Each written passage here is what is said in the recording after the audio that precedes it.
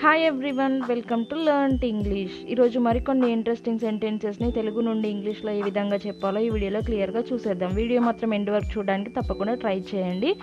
If you like the video please don't forget to like, share and subscribe. నోరు అదుపులో పెట్టుకో. వాళ్ళు ఎప్పుడు వస్తారో నాకు తెలీదు, మనం ఇంతకుముందే కలిసాము, డాక్టర్ని కలవడం మంచిది, ఫ్రెండ్స్తో బయటకు వెళ్తున్నా, ఇలాంటి సెంటెన్స్తో పాటు మరికొన్ని సెంటెన్సెస్ని ఇంగ్లీష్లో ఏ విధంగా చెప్పాలో ఈ వీడియోలో చూద్దాం. Let's get started. మాకు రేపు స్కూల్ లేదు. పిల్లలు ఏడా చెప్తుంటారు కదా, మాకు రేపు స్కూల్ లేదు. We don't have school tomorrow. We don't have school tomorrow అని ఈ విధంగా చెప్పొచ్చు. నెక్స్ట్ వన్, చదవడం స్టార్ట్ చేయగానే కరెంటు పోయింది. మనం ఎవరితోనైనా చెప్తూ ఉంటాం కదా ఇలా, అది ఇలా చెప్పండి ఇంగ్లీష్లో. As soon as I started reading the power went off. As soon as I started reading the power went of.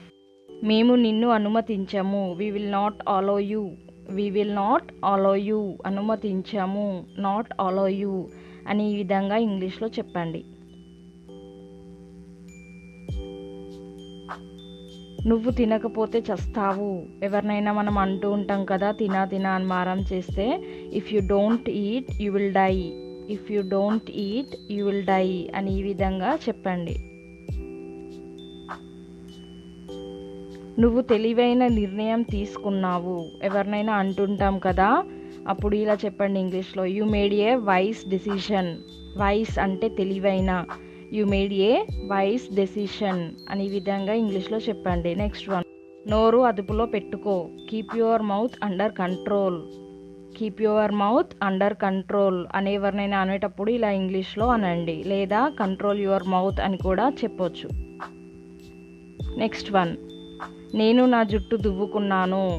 I comb my hair. I comb my hair. Comb అనకూడదు, కూమ్. కూమ్ అని చెప్పాలి.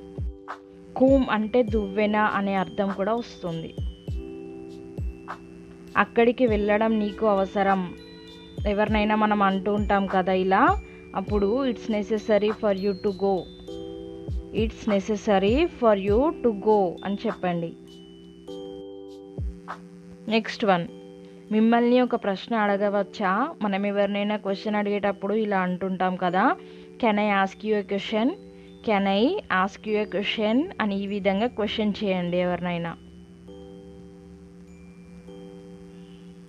Next one, నీకు ఏం కావాలో అది తీసుకో.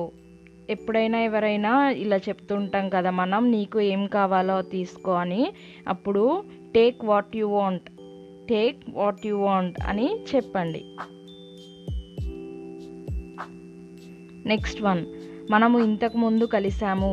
We have met before.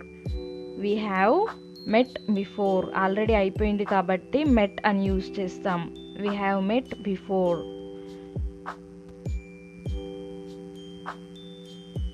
మనము ఇంతకు ముందు కలిసినట్టున్నాం అనుకుంటా.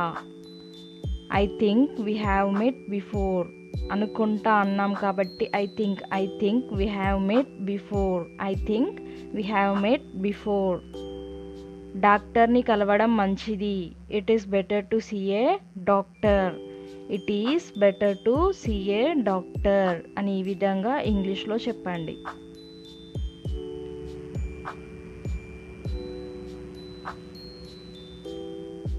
నెక్స్ట్ వన్, అమ్మ నేను ఈరోజు బయట తింటాను.